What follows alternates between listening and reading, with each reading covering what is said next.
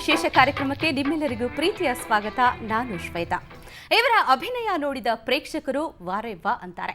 ಇವರ ಹಾಸ್ಯ ನಟನೆ ನೋಡಿ ಮನಸ್ಸು ಬಿಚ್ಚಿ ನಗ್ತಾರೆ.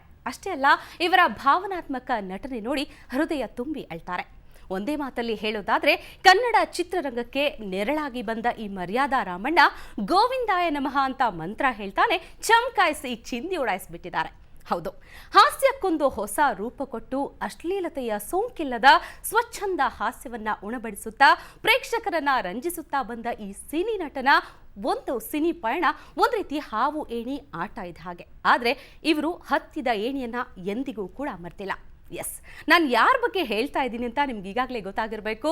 ಅವರೇ ಕನ್ನಡ ಚಿತ್ರರಂಗದ ಪ್ರತಿಭಾನ್ವಿತ ಹಾಸ್ಯ ನಟ, ಕಿಂಗ್ ಆಫ್ ಕಾಮಿಡಿ, ಸಕಲ ಕಲಾ ವಲ್ಲಭ, ನಾಯಕ, ನಿರ್ಮಾಪಕ, ವಿತರಕ ಕೂಡ ಆಗಿರುವಂಥವರು ಮಿಸ್ಟರ್ ಗರಗಸ ಕೋಮಲ್ ಕುಮಾರ್ ಇವತ್ತು ನಮ್ಮ ಜೊತೆಗಿದ್ದಾರೆ.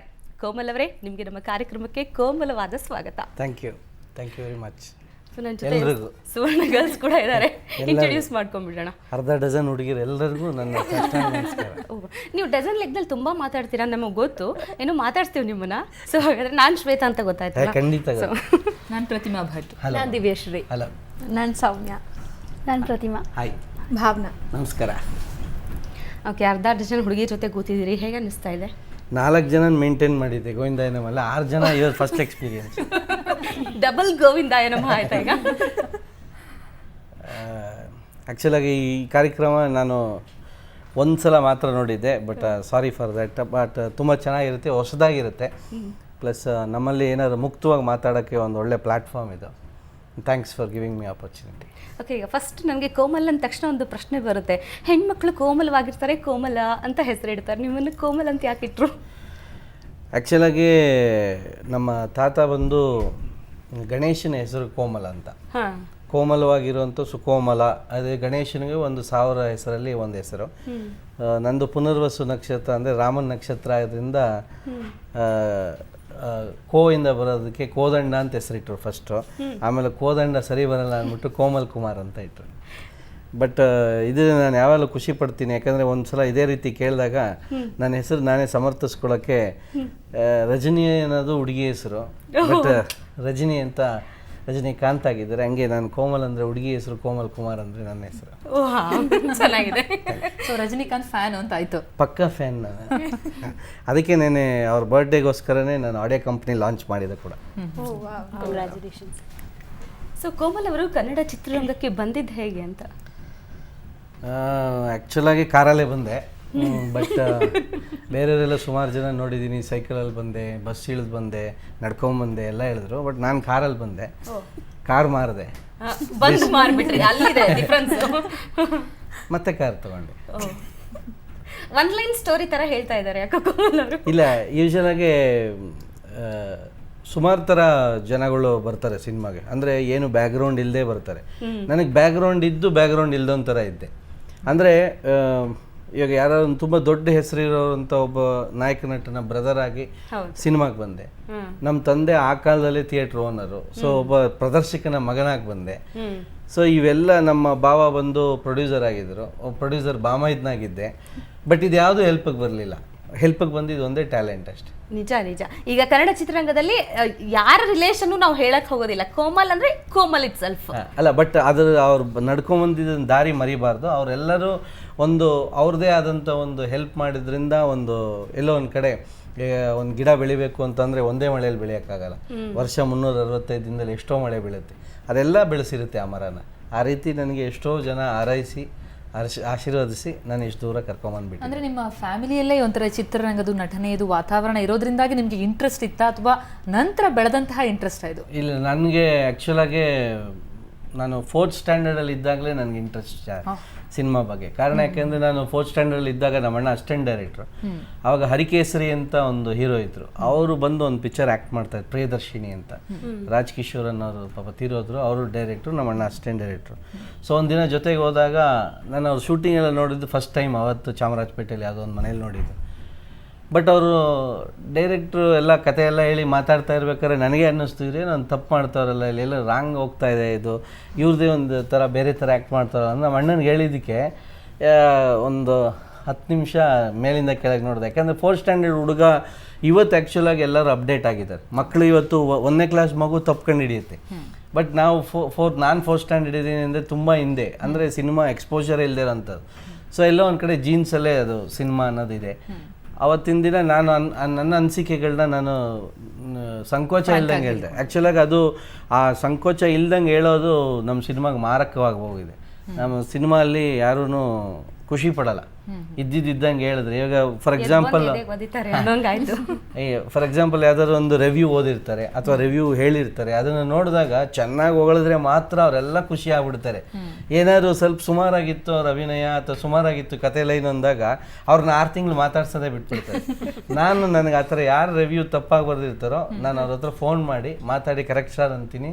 ಅವ್ರು ಕರೆಕ್ಟಾಗಿ ಬರ್ದಿದ್ರೆ, ಇಲ್ಲ ಸರ್ ನೀವು ಅಲ್ಲಿ ತಪ್ಪು ಬರ್ದಿದ್ರೆ ನಮ್ದು ಹಿಂಗಿದೆ ನೋಡಿ, ಇದು ಕರೆಕ್ಟ್ ಅಲ್ವಾ ನಾನು ಮಾಡಿರೋದು ಅಂತ ಅವ್ರ ಜೊತೆನೇ ಡಿಸ್ಕಷನ್ ಮಾಡ್ತೀವಿ. ಸೊ ಕ್ರಿಟಿಕ್ಸ್ ಫೇವ್ರೇಟ್ ಹಂಗಾರೆ ಕೋಮಲ್ 100%. ಸೊ ಅದಕ್ಕೆ ಇವತ್ತವರೆಗೂ ಎಲ್ಲ ಥರ ಕ್ರಿಟಿಕಲಿ ಅಕ್ಲೇಮ್ಡ್ ರೋಲ್ಸೇ ಮಾಡಿರೋದು. ಕೋಮಲ್ ಅವರು ಫಸ್ಟ್ ಟೈಮ್ ಕ್ಯಾಮ್ರಾ ಎದುರಿಸಿದ್ದು ಯಾವಾಗ? ನೀವು ಸಾಕಷ್ಟು ಬಾರಿ ಶೂಟಿಂಗಿಗೆ ಹೋಗ್ತಿದ್ರಿ, ಬಟ್ ನೀವು ಕ್ಯಾಮ್ರಾ ಎದುರಿಸಿದ್ದು? ನಾನು ಊಟಿಲಿ ಓದ್ತಾ ಇದ್ದೆ, ಸೆಂಟ್ ಜೂಡ್ಸ್ ಪಬ್ಲಿಕ್ ಸ್ಕೂಲ್ ಅಂತ. ಅಲ್ಲಿ ಪದ್ಮಿನಿ ಕೊಲ್ಲಾಪುರಿ ಅವರು ಒಂದು ಶೂಟಿಂಗ್ ಬಂದಿದ್ರು, ಆಕ್ಕಾ ದರಿಯಾ ಅಂತ ಒಂದು ಮೂವಿ. ಆ ಮೂವಿಯಲ್ಲಿ ಜೂನಿಯರ್ ಆರ್ಟಿಸ್ಟ್ ಆಗಿ ಎಲ್ಲ ಮಕ್ಕಳನ್ನ ಸೈಡಿಗೆ ನಿಲ್ಲಿಸಿ ಅವ್ರು ಓಡ್ ಬರ್ಬೇಕಾದ್ರೆ ಕೂಗ್ಕೊಳ್ಳೋದು, ಕಮಾನ್ ಸೋನಾಲಿ ಅಂತ. ಸೊ ಅದನ್ನು ಮಾಡಬೇಕಾದ್ರೆ ಅಲ್ಲಿ ಅಷ್ಟು ಜನಕ್ಕೆ ಯಾರಿಗೂ ಉತ್ಸಾಹ ಇರಲಿಲ್ಲ ಹುಡುಗರಿಗೆ. ಅವರು when will they give us the lunch, when will they give us the snacks ಅಂತ ತಿನ್ನೋರು. ನಾನು ಮಾತ್ರ ಅವ್ರ ಡೈರೆಕ್ಟ್ರ್ ಯಾರು, ಅವ್ರ ಆರ್ಟಿಸ್ಟ್ ಯಾರು, ಅವ್ರು ಹೋಗ್ಬೇಕಾದ್ರೆ ಪದ್ಮಿನಿ ಕೊಲ್ಲಾಪುರಿಗೆಲ್ಲ ರೇಗಿಸ್ತಿದ್ದೆ. ಇನ್ನು you have to run faster madam, run faster ಅಂತಿದ್ದೆ. ಅವರು ಕೇರ್ ಮಾಡ್ತಿರ್ಲಿಲ್ಲ, ಯಾರೋ ಹುಡುಗರು ಹೇಳ್ತವೆ ಅಂತ ಚಿಕ್ಕ ಹುಡುಗರು ಥರ ಕಾಣ್ತಿದೆ. ಮತ್ತೆ ನಾನು 7th ಸ್ಟ್ಯಾಂಡರ್ಡಲ್ಲಿ ಹೈಟೇ ಬಂದಿರಲಿಲ್ಲ, ತುಂಬ ಕುಳ್ಳಗಿದ್ದೆ ನಾನು. ಸೊ ನಾನು ಯಾರೋ ಚಿಕ್ಕ ಹುಡುಗ ಅನ್ಕೊಂಬಿಟ್ಟಿರ್ತಾರೆ. ನನ್ನ ಜೊತೆ ಹೈಟ್ ಬಂದಿದ್ದೀರಾ ನಿಜವಾಗ್ಲೂ? ಇಲ್ಲ 5'7" ಇದ್ದೀವಿ. ಇದು ಇಂಡಿಯನ್ ಸ್ಟ್ಯಾಂಡರ್ಡ್ ಹೈಟ್ ಆ್ಯಕ್ಚುಲಾಗೆ. 5.7 ರಜನಿಕಾಂತ್ ಅವ್ರ ಹೈಟ್ ಕೂಡ. ತುಂಬಾ ಚೆನ್ನಾಗಿ ಸಮರ್ಥಿಸ್ಕೊತೀರಾ, ಹೆಸರನ್ನು ಸಮರ್ಥಿಸ್ಕೊಳ್ತಾ ಇದ್ದೀರಾ. ಸಿನಿಮಾಲ್ ಸಮರ್ಥಿಸ್ಕೊಳ್ಳಿಲ್ಲ ಅಂದ್ರೆ ಮೂಲೆಗೆ ತಳ್ಬಿಡ್ತಾರೆ. ಕಂಕಣ ಸುತ್ತ ಮೈಲಾರಕ್ಕೆ ಬಂದ್ರೆ ಇವ್ರು ಎಲ್ಲಾ ಸುದ್ದಿ ಮಾತ್ರ ರಜನಿಕಾಂತ್ಗೆ ಬರ್ತಿದ್ದಾರೆ.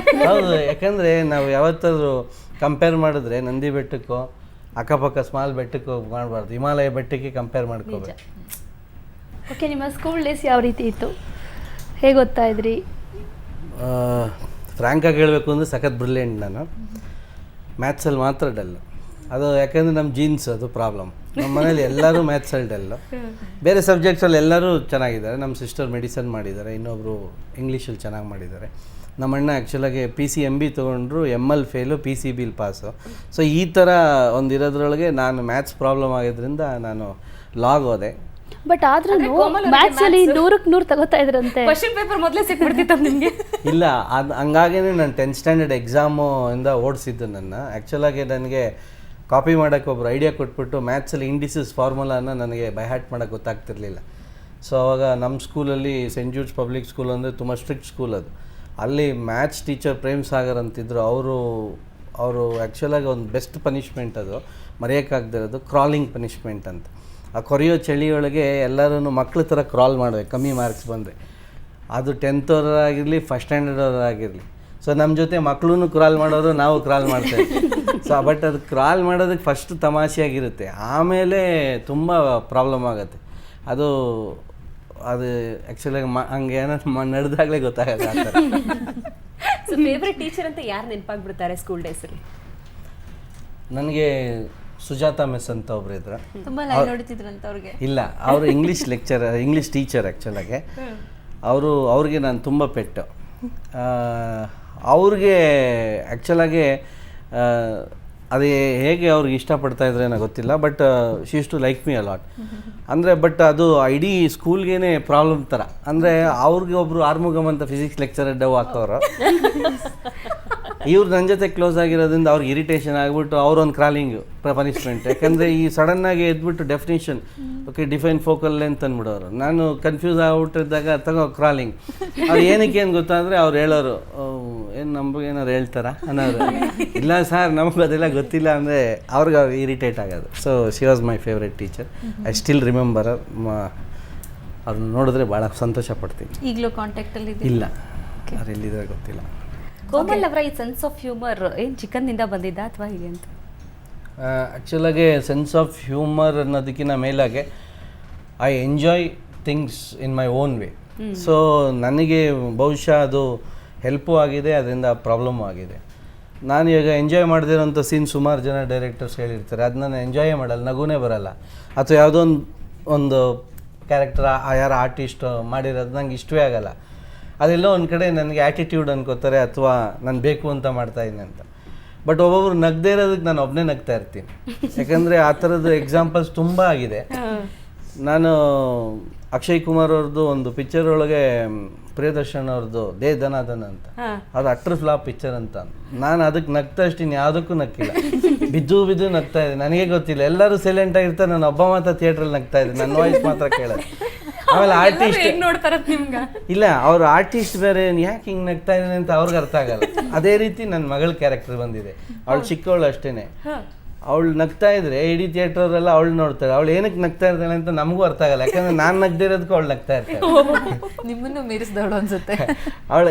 ಅಂದರೆ ಇಟ್ ಇಸ್ ಲೈಕ್ ನಾವೊಂದು ಊಟನ ನಾವು ಇಷ್ಟಪಡ್ತೀವಿ ಅಂದರೆ ಯಾಕೆ ಇಷ್ಟಪಡ್ತೀವಿ ಅಂತ ಯಾರಿಗೂ ಗೊತ್ತಿರಲ್ಲ.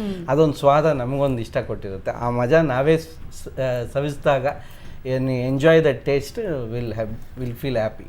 ಓಕೆ, ಈ ಬಗ್ಗೆ ಮತ್ತಷ್ಟು ಮಾತಾಡೋಣ. ನಮ್ಮ ಕಡೆಯಿಂದ ನಿಮ್ಗೊಂದು small gift, first gift. Thank you madam. ಏನಿದೆ ಓಪನ್ ಮಾಡಿ ನೋಡಿ. ತೆಗೆದು ಗೆಸ್ ಮಾಡೋಕ್ಕಾಗತ್ತಾ ಏನಿದೆ ಅಂತ? ಎಲ್ಲ ಸಿ ಡಿ ಇರಂಗಿದೆ. ಏನು ಸಿಡಿ ನಿಮ್ಗೆ ಏನು ಇಷ್ಟ? ಯಾಕಂದರೆ ಏನು ಇಷ್ಟ? ನನಗೆ ತುಂಬ ಇಷ್ಟಗಳಿದೆ ಅಂತೀರ. ತೆಗೆದು ನೋಡ್ಬಿಡಿ. ನಿಮ್ಮ ದಿನದ ಪ್ರತಿಯೊಂದು ಕೆಲಸ ಕೂಡ ಇದರಿಂದ ಆರಂಭ ಆಗುತ್ತಂತೆ. ಸಹಸ್ರನಾಮನ. Thank you very much. ಇದೇ ನನ್ನ ಜೀವನನ ಬದಲಾಯಿಸಿದಂಥ